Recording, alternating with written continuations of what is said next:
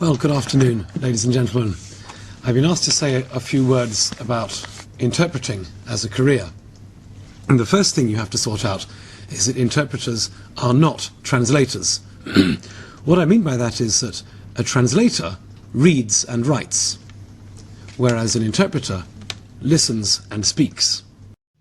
Selamat sore Bapak dan Ibu sekalian. Setelah meminta untuk mengatakan beberapa kata tentang menafsirkan sebagai karir, hal pertama yang harus Anda selesaikan adalah juru bahasa, bukanlah penerjemah. Yang saya maksud dengan ini adalah bahwa juru bahasa yang dilakukan adalah membaca dan menulis. Sedangkan seorang penerjemah adalah yang dilakukan mendengarkan dan berbicara. So an translator will receive a document, read it through, type up a translation. It's very good if you need a precise translation, perhaps a legal contract. Every word must be correct. But it takes a long time. What an interpreter does is immediately tell you what the other person is saying. That means, of course, it's very good for meetings, conferences, where you don't want to wait 3 days to read a translation. It does mean, though, that the interpreter can never be quite as precise as a translator. Bahasa akan menerima dokumen yang dibacanya melalui terjemahan yang sudah diketik.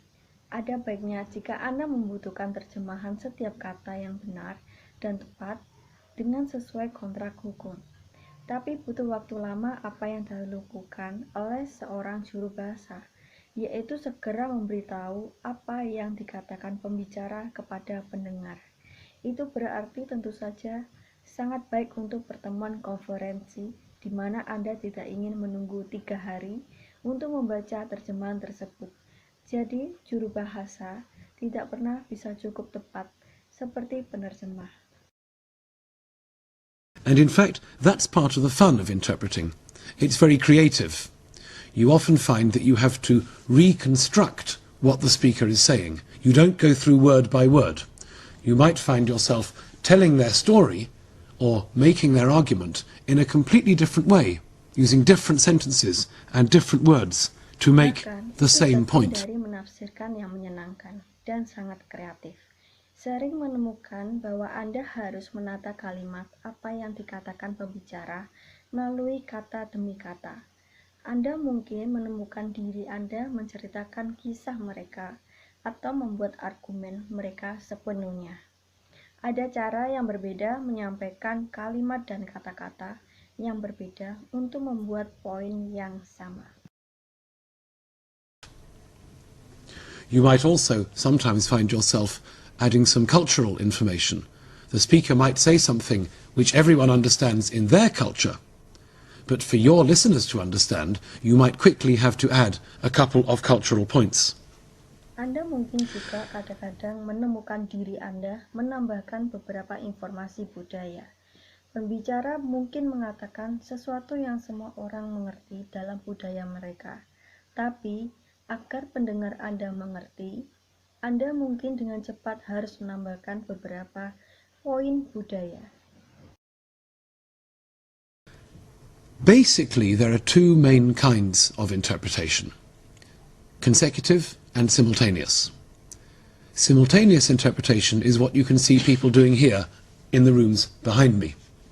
While I'm speaking, they are immediately interpreting my ideas so that someone else can listen straight away. Ada 2 jenis interpretasi utama, yaitu interpretasi berturut-turut dan interpretasi simultan. Interpretasi simultan adalah apa yang dapat Anda lihat orang lakukan di ruangan belakang saya. Sementara saya berbicara, mereka segera menafsirkan ide-ide yang saya sampaikan, sehingga orang bisa langsung mendengarkannya. It's very good for a meeting or a conference. Consecutive is what you do if you haven't got all this technology. You're perhaps walking around a farm, or you're just meeting in a small room somewhere. The speaker speaks for a few minutes, and the interpreter takes notes, and then the speaker stops, and the interpreter gives an interpretation of what they said. Ini sangat baik untuk pertemuan atau konferensi.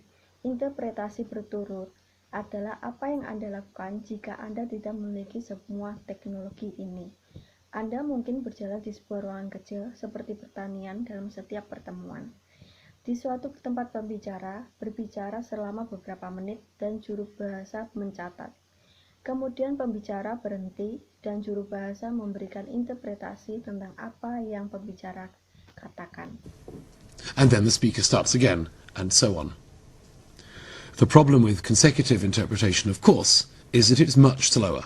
So most people prefer to use simultaneous interpreters when they've got the technology to do it. Kemudian pembicara mulai lagi dan seterusnya. Masalah dengan interpretasi berturut-turut tentu saja jauh lebih lambat. Jadi kebanyakan orang lebih suka menggunakan juru bahasa simultan ketika mereka memiliki teknologi untuk melakukannya. So what kind of person wants to be an interpreter? Well, it's people who like the stress, the excitement of interpreting. It's you there. You're in the hot seat. You have got to understand what the other person is saying and interpret it straight. Jadi, orang yang seperti apa yang ingin menjadi penerjemah? Nah, itu orang-orang yang menyukai kesukaan dalam menafsirkan. Ini Anda berada di kursi panas di sana. Anda harus memahami apa yang dikatakan orang lain dan menafsirkannya langsung. Straight away. It's very different from translation. Translator, you get a document in, you've got time to look up the vocabulary or to think of just the right word, the perfect word to translate the word in the original.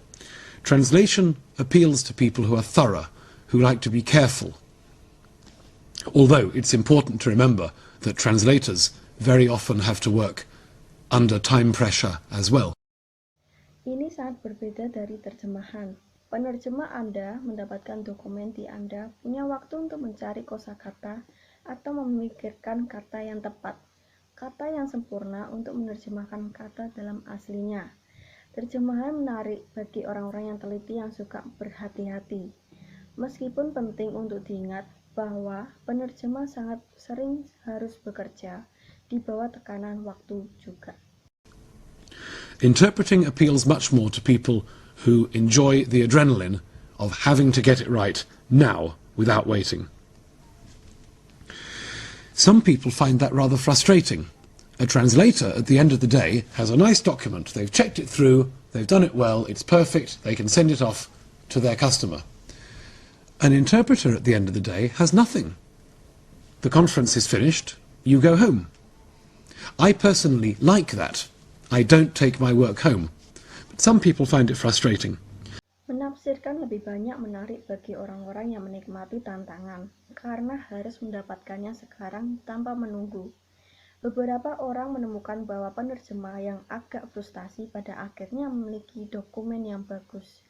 Mereka telah memeriksanya dengan melakukannya dengan baik. Sangat sempurna mereka dapat mengirimkannya ke pendengar mereka. Seorang penerjemah pada akhirnya tidak memiliki konferensi. Setelah selesai, Anda pulang. Saya pribadi suka bahwa saya tidak membawa pulang pekerjaan saya, tetapi beberapa orang merasa frustasi. Another aspect of interpreting is that we tend to travel a lot. Meetings don't take place outside your house. You might find yourself traveling all around Europe or all around the world. Well, some people love that. Other people don't. But you're not going to escape it if you're an interpreter. Aspek lain dari interpretasi adalah bahwa kita cenderung melakukan banyak pertemuan. Jangan terjadi di luar rumah Anda. Anda mungkin menemukan diri Anda berpergian di seluruh Eropa atau seluruh dunia. Nah, beberapa orang ada yang suka dan tidak dalam penerjemahan Anda sampaikan. Dan Anda tidak akan melarikan diri jika Anda seorang penerjemah. Probably the best thing about interpreting is what I just said. It's exciting, it's creative. There's lots of adrenaline, lots of enjoyable pressure on you. Another advantage is, quite often you'll be going to interesting conferences, very varied conferences, meeting lots of people. You might meet all kinds of VIPs who you otherwise only see on television. Or you might find yourself going around a farm, or going around a factory, places that you would never have seen if you weren't an interpreter. You might find yourself in some big castle somewhere, or going to a fancy dinner, where you will be eating the same fancy food as the delegates, which is a nice advantage. Mungkin hal terbaik tentang menafsirkan adalah apa yang baru saja katakan itu sangat menarik. Ini sangat kreatif karena ada banyak tantangan, tekanan yang menyenangkan pada Anda. Keuntungan lain adalah cukup sering Anda akan pergi ke konferensi yang menarik. Konferensi yang sangat bervariasi, bertemu banyak orang. Anda mungkin bertemu semua jenis VIP yang sebaliknya hanya melihat di televisi. Atau Anda mungkin menemukan diri Anda berkeliling di pertanian atau berkeliling di pabrik. Tempat-tempat yang Anda tidak akan pernah melihat jika Anda bukan penerjemah. Anda mungkin menemukan diri Anda di beberapa kastil besar di satu tempat atau pergi makan malam mewah, di mana Anda akan makanan-makanan mewah yang sama dengan delegasi yang merupakan keuntungan yang bagus.